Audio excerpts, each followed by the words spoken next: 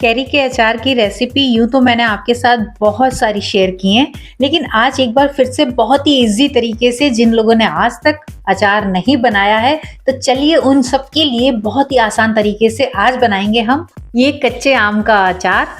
तो ये mouth watering, मसालेदार, डिलीशियस सा दिखने वाले अचार की रेसिपी को स्टार्ट करने से पहले आप लोग कमेंट करके ज़रूर बताइए कि आप ये रेसिपी कहाँ से, कौन से देश, कौन से कस्बे, कौन से शहर से देख रहे हैं। और अगर ये रेसिपी आपको पसंद आए तो प्लीज़ वीडियो को लाइक किए बगैर बिल्कुल भी ऑफ मत कीजिएगा। और जिन लोगों ने अभी तक मेरे चैनल को सब्सक्राइब नहीं किया है, चैनल को सब्सक्राइब कर दीजिए और साथ ही बेल नोटिफिकेशन ऑन करना बिल्कुल ना भूलें, ताकि जब भी मैं कोई न्यू रेसिपी डालूं तो आपके पास उनके नोटिफिकेशन सबसे पहले पहुंचे। तो ये देखिए, यहाँ पे सारे कच्चे आम को मैंने बहुत अच्छे से वॉश कर लिया है और इन कैरी को वॉश करने के बाद में कपड़े से पोंछ लिया है और उसके बाद में मैं इन्हें इस तरह से कट कर रही हूँ। आप जो पीसेज है ना, अपनी पसंद से छोटे बड़े किसी भी तरह से कर सकते हैं। मैं यहाँ पर बिल्कुल इस तरह से छोटे छोटे पीसेज में इस कच्ची कैरी का अचार डालने वाली हूँ। बहुत डिलीशियस लगता है, हर निवाले के साथ में एक टुकड़ा काफ़ी है।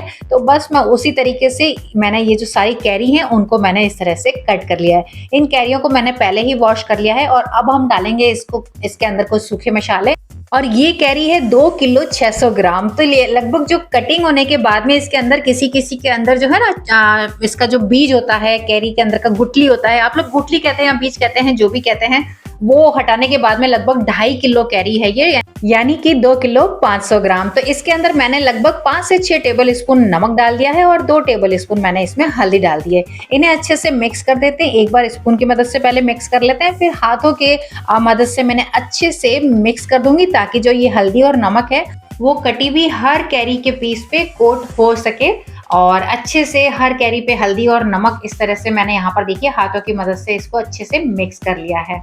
तो ये 2.5 किलो कैरी है, तो मैं उसी हिसाब से सारे इंग्रेडिएंट्स बताऊंगी। आप कम ज़्यादा जितनी भी कैरी का अचार डालें तो आप उस हिसाब से जो इंग्रेडिएंट्स है वो उसी हिसाब से कम ज़्यादा कर सकते हैं। तो बस देखिए, हल्दी और नमक लगा के मैंने इसे छोड़ दिया है 2 घंटे के लिए, ताकि नमक जो है अपना पानी छोड़ देगा और उसके बाद में जो कैरी है ना वो पूरी तरह से अच्छे से नमकीन हो जाएगी। और हल्दी का कलर तो वैसे भी बहुत जल्दी चढ़ जाता है।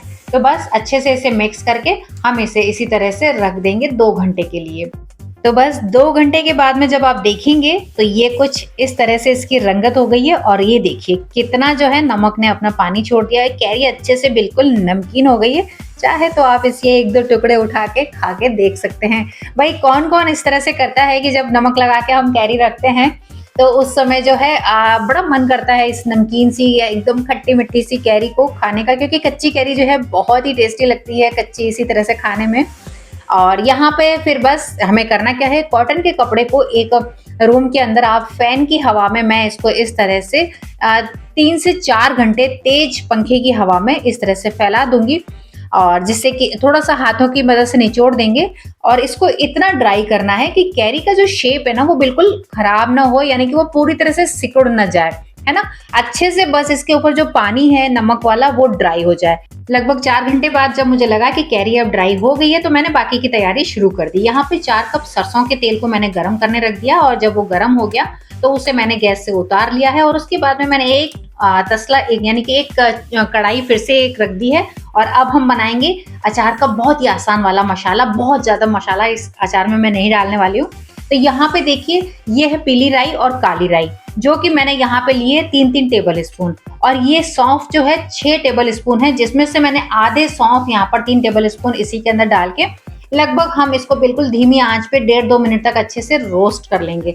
बस इसके अलावा मैं ना इसमें दाना मेथी डालने वाली हूँ, ना जीरा डालने वाली हूँ, ना साबुत धनिया डालने वाली हूँ। ये अचार बहुत आसान तरीके से और बहुत टेस्टी, बहुत कम मसाले वाला, मसालेदार तो ये बनेगा, लेकिन किस तरह से बाकी मसाले हम कैसे डालने वाले हैं वो आपको पूरे वीडियो को देखने के बाद पता लगेगा। क्योंकि दाना मेथी इसके अंदर रोस्ट होके मैं पीसने के बाद में नहीं डालने वाली हूँ।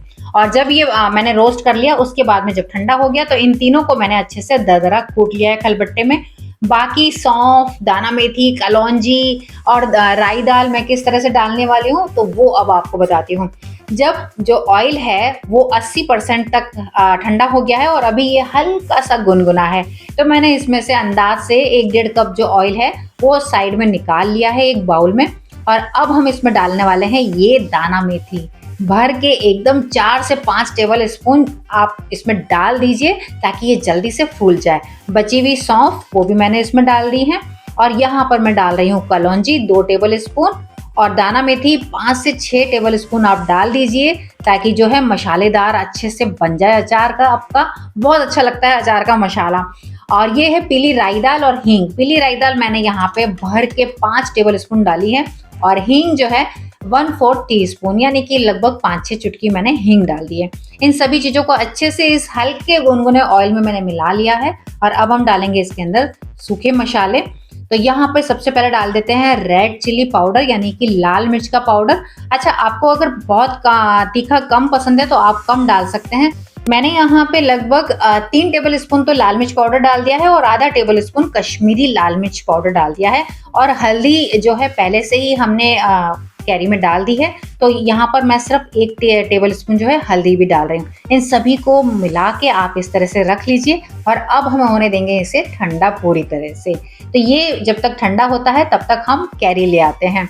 तो चलिए यहाँ दिखा देती हूँ मैं आपको। ये हो गई हमारी बिल्कुल। इसके अंदर जो नमक और पानी, नमक ने जो पानी छोड़ दिया था वो पूरी तरह से ड्राई कर लिया हमने पंखे की हवा में ही। धूप में इसको नहीं रखना है, नहीं तो ये अपना इसका जो कैरी का जो शेप है ना वो खराब हो जाएगा। तो यहाँ पर अब हम इस कैरी के अंदर डाल दिया हमने नमक। तो लगभग 4 से 5 टेबल स्पून इसमें नमक डाल दिया है। नमक अगर आपको बाद में कम लगे तो आप बाद में भी डाल सकते हैं। ऑलरेडी कैरी को हम नमकीन कर चुके हैं। अचार के जो 3 इंग्रेडिएंट्स हमने राई, ब्लैक वाली, काली राई, पीली राई और सौंफ जो हमने दरदरी पीसी थी वो भी मैंने इसमें मिला ली है। और अब ये सारे मसाले जो हैं अच्छे से इसमें हमने गुनगुने ऑयल में जो डाले थे और अब ये ऑयल पूरी तरह से ठंडा हो गया है। इसे भी इसमें हमें मिला देना है। तो देखिए अचार बनाना कितना आसान है। और इसे मिलाने के बाद में हम कर देंगे इसे मिक्स मिक्स मिक्स। और बाकी का ऑयल किस तरह से डालना है, लेकिन फिलहाल मैं इसको 1 दिन के लिए इन सभी चीज़ों को अच्छे से मिक्स करने के बाद में कॉटन के कपड़े से इसे हम ढक देंगे और 1 दिन के बाद में हम बाकी का ऑयल किस तरह से डालेंगे वो भी आपको मैं बाद में बताऊंगी। तो ये देखिए इस तरह से रखने से क्या होता है ना कि सारे मसालों का जो फ्लेवर है ना वो कैरी के हर टुकड़े के अंदर अच्छे से बढ़िया तरीके से समा जाता है। और ये 1 दिन के बाद में मैं आपको इसको दिखा रही हूँ। ये देखिए कितना, मतलब ऐसा लग रहा है ना कि बस उठा के खा ही लें। मुझे तो ये कच्ची कैरी का जो है ना अचार बहुत ज़्यादा पसंद है। अब इस समय आप चख भी सकते हैं। अगर आपको नमक थोड़ा कम लगता है तो आप नमक और मिला लीजिए। मेरे हिसाब से नमक बिल्कुल परफेक्ट है, क्योंकि ऑलरेडी जब हम कैरी को नमकीन कर चुके होते हो ना तो फिर नमक इतना ज़्यादा बाद में नहीं डलता है। ये देखिए कैरी के अचार की रंगत देख सकते हैं आप, कितना डिलीशियस लग रहा है। और अब बाकी का ऑयल हम कैसे डालेंगे, तो सबसे पहले मैंने यहाँ पे बिल्कुल साफ किया हुआ, ड्राई किया हुआ कांच का जार ले लिया है। मैं हमेशा रिकमेंडेड करती हूँ कि आप अचार जो है घर में कांच के जार में ही रखें, जिससे इसकी सेल्फ लाइफ जो है अच्छी खासी बढ़ जाती है।